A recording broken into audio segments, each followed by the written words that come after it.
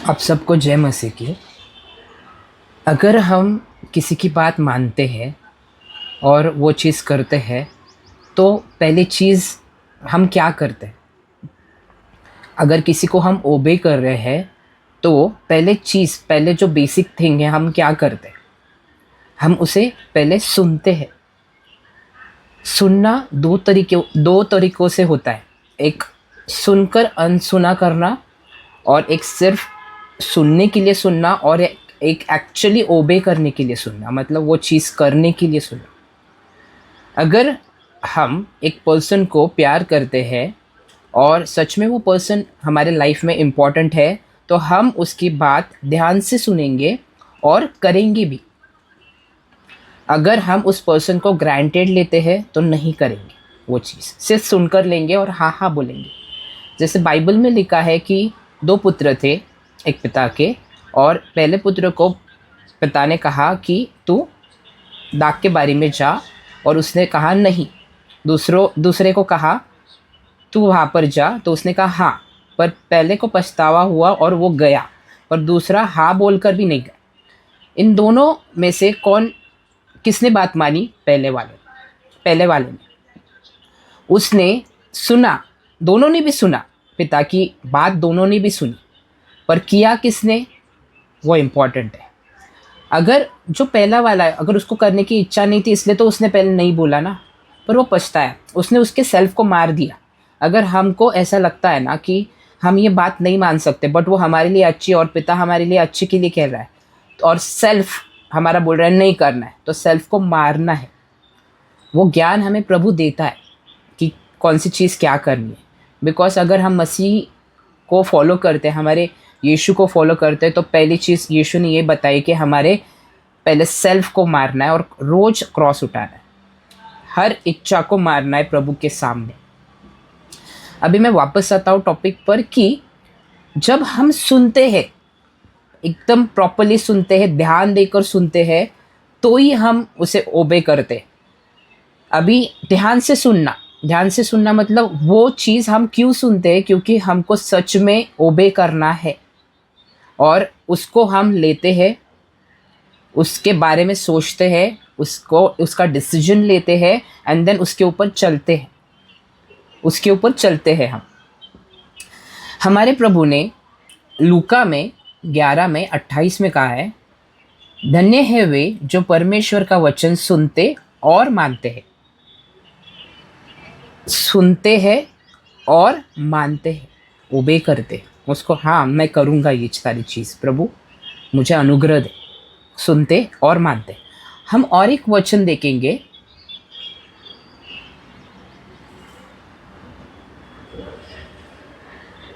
याकूब 1:22 में, परमेश्वर के संदेश का पालन करो, सिर्फ इसे सुनकर मूर्ख मत बनो।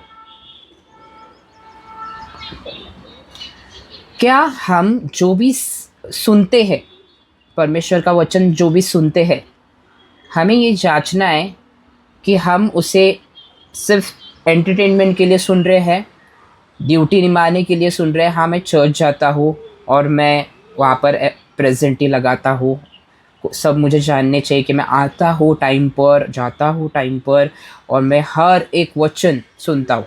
पर चर्च के बाहर पैर रखने के बाद लाइफ कुछ चेंज नहीं होती, कुछ निर्णय नहीं होते और उस पर प्रैक्टिस भी नहीं होती। बाइबल कहती है विश्वास काम बिना मरा हुआ है, काम विश्वास बिना मरा हुआ है। अगर हम कहें कि मुझे पास होना है एग्ज़ाम में और हम सिर्फ विश्वास रखें और उसके ऊपर चले नहीं, मतलब जो चलना मतलब जो पढ़ाई करना, जो भी हमको नेसेसरी थिंग्स है उस पर चले नहीं, तो हम पास नहीं हो सकते। ये दोनों जो चीज़ है, चलना और विश्वास, वो एक साथ काम करते हैं। कोई एक ऊपर और नीचे नहीं है, वो एक साथ काम करते हैं। फेथ और काम, काम सिर्फ अलग काम नहीं कर सकता। अगर किसी ने बहुत सारा काम किया पर फेथ नहीं रखा तो वो नहीं है, वो वैलिड नहीं है। अगर सिर्फ विश्वास रखा सबने और काम नहीं किया, वो भी वैलिड नहीं है। बाइबल में ये दोनों एक साथ चलते हैं, ये दोनों एक साथ चलते हैं। तो हमें, जब हम प्रभु की बात या बाइबल से प्रभु हमसे बात करते हैं, स्वप्न से बात करते हैं, मैन ऑफ गॉड से बात करते हैं, वो हम जब भी प्रभु हमें कहता है, हम चर्च क्यों जाते हैं कि प्रभु मुझसे बात कर और बता तू मुझसे क्या चाहता है, और उसके ऊपर हमें घर पर आकर उसको बताना है कि ये बात तूने मुझे बताई है, अभी इसके ऊपर अनुग्रह दे और मुझे चलना सिखा, और हमें स्टेप लेना है। तू एक कदम मेरे पास आ, तू मेरे निकट आ, फिर मैं तेरे निकट आऊँगा, ये भी बाइबल कहती है। और एक वचन मैं आपको बताना चाहता हूँ, नीति वचन 15 में से 32, जो शिक्षा को सुनी अनसुनी करता है, सुनी और अनसुनी, वह अपने प्राण को तुच्छ जानता है, परंतु जो डांट को सुनता वह बुद्धिमानी प्राप्त करता है। अभी मैं फर्स्ट लाइन लूँगा, जो शिक्षा को सुनी अनसुनी करता है वह अपने प्राण को तुच्छ जानता है। अभी हमें प्रभु ने बताया कि आपको माफ़ करना है, माफ़ करने में तकलीफ़ होती है, प्रभु को वो बताना है। ठीक है, सिंपल मैं बताता हूँ। अगर हमारे मैन ऑफ गॉड ने हमसे कहा है कि स्ट्रेट बैठो और ध्यान से सुनो, सारा ध्यान यहाँ पर लगाओ, पर हम तभी भी यहाँ पर वहाँ पर यहाँ पर वहाँ पर देख रहे। ये क्या किया हमने? सुनकर अनसुनी कर दिया, सुनकर अनसुनी कर दिया। मतलब जिसके लिए स्पिरिट खाने आया था उसको हमने तुच्छ जाना। जहाँ पर भी हम जाते हैं या जो भी हम करते हैं वो हमारे डिसीजन के ऊपर, हमारे सुनकर काम करने के ऊपर डिपेंड रहता है। नहीं तो हम अपना भी टाइम वेस्ट करते हैं, और जो मेहनत सामने वाला करता है उसको हम बिल्कुल भी तुच्छ जानते हैं। हमें ये सतर्क रहना चाहिए कि हमारा पिता हमसे क्या चाहता है। एक बाइबल में ये भी लिखा है, एक जगह पर ये भी बोला गया, पिता ने बोला है, जब भी यीशु पहाड़ पर मूसा और एलिया के साथ था, तभी एक बादल आया, पतरस ने कुछ कहा, एक बादल आया और पिता ने क्या कहा? इसकी सुनो। सुनकर हमें पालन करना है, हमें उसके पीछे जाना है। वो सारी चीज़ें जो प्रभु कहता है, हमें अच्छी लगे नहीं लगे, क्योंकि वो हमारे लिए अच्छी है। करेले का जूस रहता है ना, करेला किसको पसंद नहीं, कोई रहेगा 20% जिसको पसंद है, पर वो जूस है ना, वो कड़वा रहता है, बट अंदर जाके बहुत अच्छा लगता है, उसमें बहुत सारी चीज़ें होती है। देखो, जब भी हम, बाइबल तो सिंपल है और जो प्रभु कहते हैं वो भी सिंपल है, पर अगर हमारा सेल्फ आ जाए, अगर हमारा ईगो आ जाए, अगर हमारा मैं आ जाए, अगर हम सेटन के इन्फ्लुएंस में जीना चाहते हैं और तुच्छ जानते हैं सारी चीज़ों को, सुनकर अनसुना करते हैं, हम डिसिप्लिन नहीं है, तो ये सारी चीज़ें काम नहीं करने वाला है, बिल्कुल भी नहीं करने वाला है। हम प्रभु में चाहिए 20 साल हो, 5 साल हो, 10 साल हो, 60 साल हो, तो भी कुछ फ़र्क नहीं पड़ने वाला। और हम खुद ही फिर प्रभु से कंप्लेन करते, ये इससे मेरे लाइफ में ऐसा क्यों है।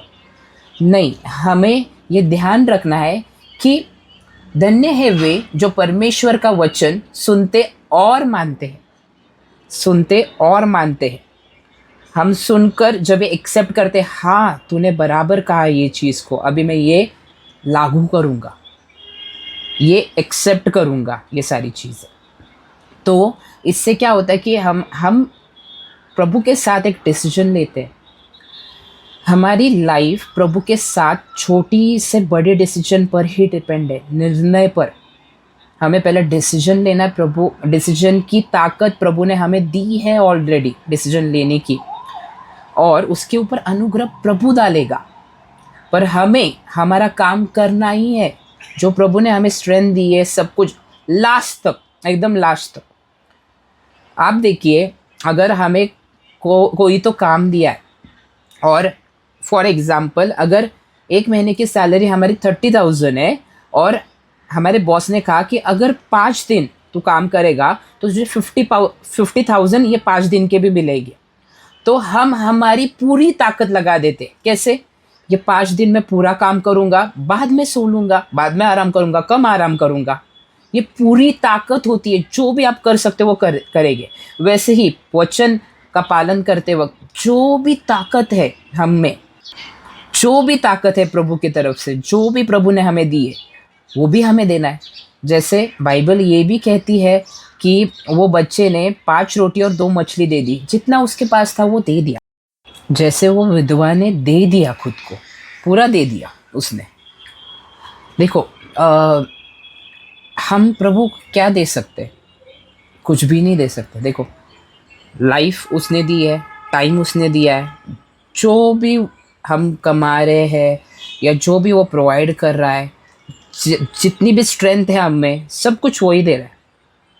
हम सब कुछ कर कर उसको बोलते हैं मैंने तेरे लिए ये किया, मैंने तेरे लिए ये किया। नहीं, उसके बिना हम कुछ भी नहीं कर सकते, क्योंकि उसने ही हमें बनाया। हम हमारे है ही नहीं है।